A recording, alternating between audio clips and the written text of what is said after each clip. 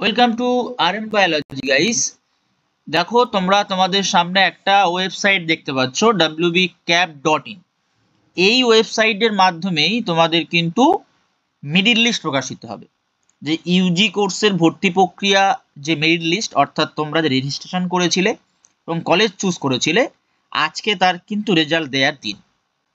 সেই রেজাল্টের একদম সকাল থেকে এই সাইটটা এইভাবেই লেখা আছে। দেখো কি লেখা আছে, site not live, this website is currently offline, see you soon.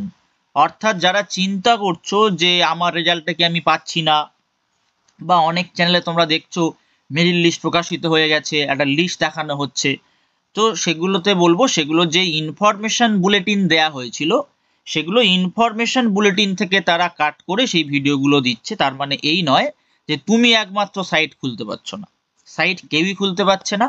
Site এখন অফলাইন রাখা হয়েছে, কারেন্টলি কাজ চলছে, মেরিট লিস্ট আপলোড করার কাজ চলছে। মোটামুটি তোমরা ধরে নিতে পারো 2:30 থেকে 3টে নাগাদ বা তার উপরে, যদি সব থেকে আগে হয় 2:30 থেকে 3টের মধ্যে বা তার উপরে, তবেই তোমরা কিন্তু সবার জন্য সাইটটা আবার অ্যাক্টিভ হবে। অ্যাক্টিভ হলে ঠিক এই জায়গাতে তোমরা স্টুডেন্ট লগ ইনে ক্লিক করবে, করে তোমাদের স্টুডেন্ট লগ ইনের সময় যে আইডি পাসওয়ার্ড তোমরা নিজেরা ক্রিয়েট করেছিলে সেটা ব্যবহার করবে। করে তোমরা কিন্তু দেখতে পারবে তোমার কোন কলেজে নাম এসছে বা তুমি কোন কোন কলেজে পেয়েছো। সেখান থেকে তোমাকে ভর্তি হতে হবে। ভর্তিটা চেষ্টা করবে যে কোনো সাইবার ক্যাফে থেকে করার, কারণ এটাই তোমাদের কিন্তু পরবর্তী স্টেপ জীবনের। তাই ফোন থেকে করতে গিয়ে কোনো ভুলচুক হয়ে গেলে কিন্তু আর কিন্তু তুমি সেই সিটটা পাচ্ছ না। তাই ফোন থেকে চেষ্টা না করে সাইবার ক্যাফে থেকে গিয়ে করবে, ভর্তি হয়ে যাবে, ভর্তির রসিদ পাবে। যদি ফিজিক্যাল ভেরিফিকেশনের কোনো নোটিফিকেশান আসে তাহলে কলেজে গিয়ে ফিজিক্যাল ভেরিফিকেশন করতে হবে।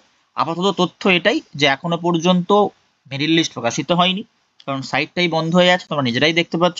Site not live, this website is currently offline. তো আজকের ভিডিওটি এই পর্যন্ত। যারা চ্যানেল নতুন, চ্যানেলটি সাবস্ক্রাইব করে নাও। মেরিট লিস্ট প্রকাশিত হয়ে গেলে সঙ্গে সঙ্গে তোমরা কমিউনিটি পোস্টে জানতে পারবে যে মেরিট লিস্ট প্রকাশিত হয়েছে।